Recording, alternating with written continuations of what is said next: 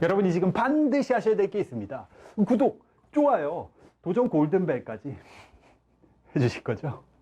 자, 여러분들, 오늘은 제가 아주 전부터 여러분들 이야기를 했었죠. 바로 무슨 시간이냐면 성교육 시간입니다. 여러분들 많이 기다리셨죠? 제가 전부터 여러분 말씀을 드려야겠다 싶었어요. 왜냐면 최근에 여러분 기억나시죠? 텔레그램 N번방 사건, 그리고 꼭 그 사건만이 아니어도 뉴스를 보면은 거의 하루도 빠짐없이 성폭력, 데이트 폭력, 이런 기사들이 항상 나옵니다. 너무나도 충격적인 기사들이 많아요. 그래서 여러분들에게 성교육을 좀 해야겠다 마음을 제가 먹었지만 못했어요. 왜냐?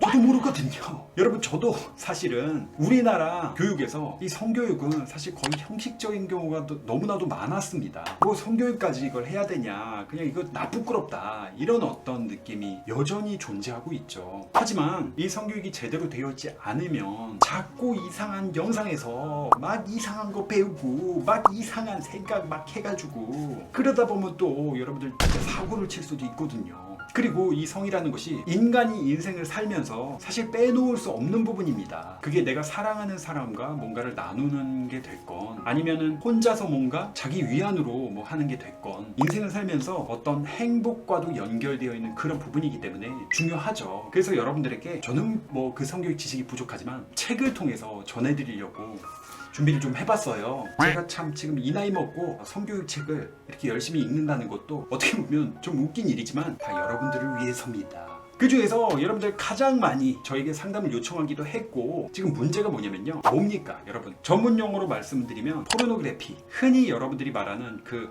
야동이라고 하죠. 그거에 대한 여러분들 오늘 아주 그냥 팩트 폭행을 좀 해드리려고 합니다. 이 책에 그에 대한 정말 진실, 팩트가 나와 있거든요. 여러분, 상업용 포르노가 자주 반복하는 이야기가 뭔지 아세요? 그게 뭐냐면 여성을 철저히 능욕하는 데 주안점을 둔다는 겁니다. 여자가 학대, 모욕, 강간을 당하는 장면이 많아도 너무 많다는 거예요. 남성과 여성이 함께 사랑을 나누면서 느끼는 쾌감은 보여주지 않고, 남성이 여성의 욕망은 안중에도 없이 제 욕심만 채우는 그런 상황을 보여주는 건데, 그리고 여성이 성적으로 좀 흥분을 하면은 음탕한 여자라고 딱지를 붙이고, 남성은 그 여성에게 벌을 준다는 식으로 관계를 맺는다는 거예요. 그리고 여러분, 이게 진짜 이거 잘못된 건데 뭐냐면 그 영상에서는 왜곡된 신체가 나온다는 겁니다. 남자들은 모두 성기가 엄청나게 크고, 여자들은 막 실리콘 보형물을 넣은 거대한 가슴과 성형수술로 축소한 성기가 드러난다는 거예요. 또한 남자가 엄청난 양의 정액을 쏟아내는 장면을 연출하기 위해서 상당 부분이 가짜 정액을 쓸 때도 많다는 겁니다. 물론 그런 몸을 가진 사람과 관계를 맺어야지 쾌감이 더 큰 거는 절대 아니라고 여기 나와 있고요.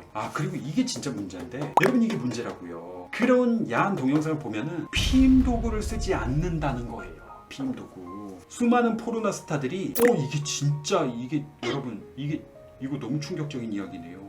이게 진짜야? 이거는 저도 진짜 몰랐는데, 여러분, 수많은 포르노 스타들이 에이즈로 사망을 했대요.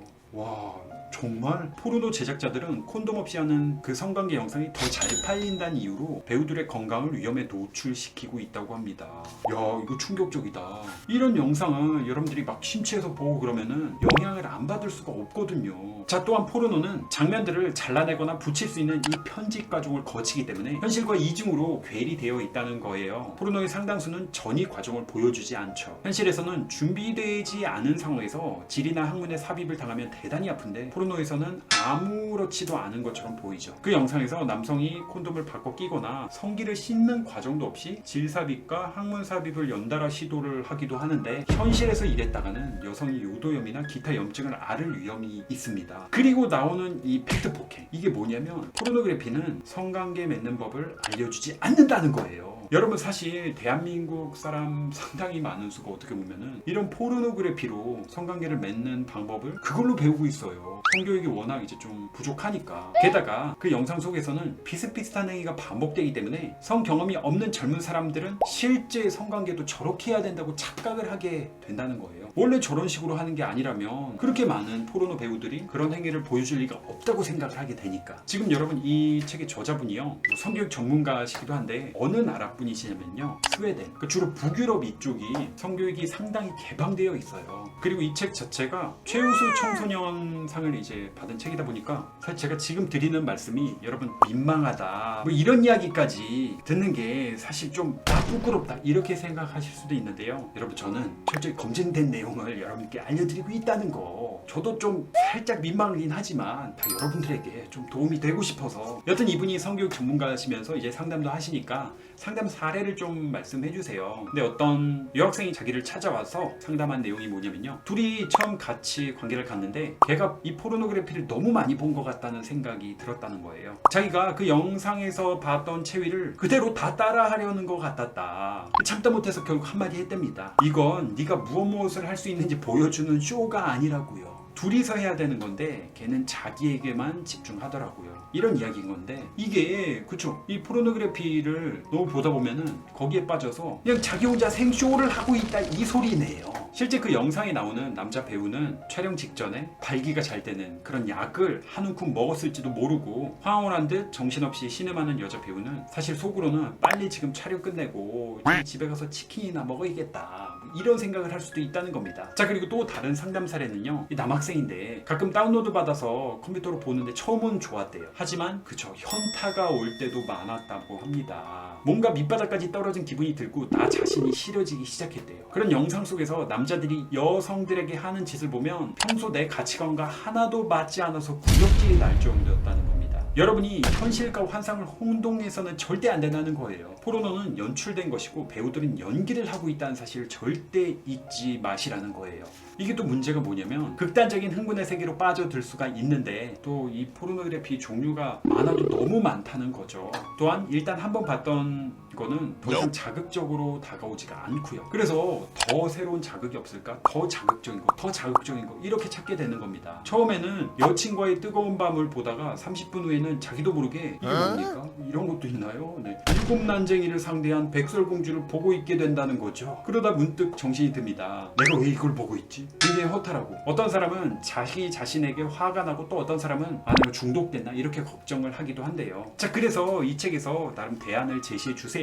포르노그래피를 너무 많이 봐서 큰일이다 싶으면 일단 첫 번째 포르노를 볼 때마다 어떤 기분이 드는지 기록하는 일지를 만들어 보는 겁니다. 이게 실제로 그렇게 중독된 경우에 효과가 있는 방법인가 봐요. 어떤 상황에서 내가 이렇게 포르노를 찾게 되는지 그때 기분 그리고 보고 난 후의 기분 뭐 만족감이 들었는지 뭐 허탈했는지 자 두 번째는 그렇게 일지를 써 나가다 보면 내가 주로 어떤 상황에서 이런 영상을 찾게 되는 건지 그 후에는 어떤 감정이 드는지를 객관적으로 좀 알 수 있게 되는 거죠. 그리고 나서 이런 상황에서는 포르노 영상 대신에 다른 어떤 일을 할 수 있을지 목록을 작성해 보는 겁니다. 예를 들면 친구한테 전화를 해서 수다를 떤다거나 도서관에 가서 공부를 하러 가거나 산책을 하거나 악기를 연주하거나 등등등 여러 가지가 있겠죠. 자 세 번째는 포르노가 보고 싶어지는 상황이 됐을 때 혹은 그걸 봐도 기분이 개운치 않을 것 같으면 앞서 작성한 목록 중에 한 가지 활동을 해보는 겁니다. 또한 일지에는 그 활동을 하고 난 후에 기분을 또 적어보는 거예요. 이런 일지를 적는 목적이요. 꼭 뭐 포르노 이런 영상을 완전히 끊겠다 그건 아니라는 거예요. 이런 영상을 보고 난 후에 그 찜찜한 좌절감이나 허탈감을 줄이고 또한 이런 영상을 보는 횟수를 줄이고 오히려 가끔씩 볼 수도 있죠. 그때 쾌감을 지키는 게 목적이라고 합니다. 자 여러분 어떤가요? 사실 그런 영상에 관심이 좀 가는 거는 여러분 그게 뭐 범죄는 아닙니다. 호기심이 당연히 들 수 있죠. 이 책에서 또 나온 내용 중에 하나가 뭐냐면요. 이 포르노그래피가 무려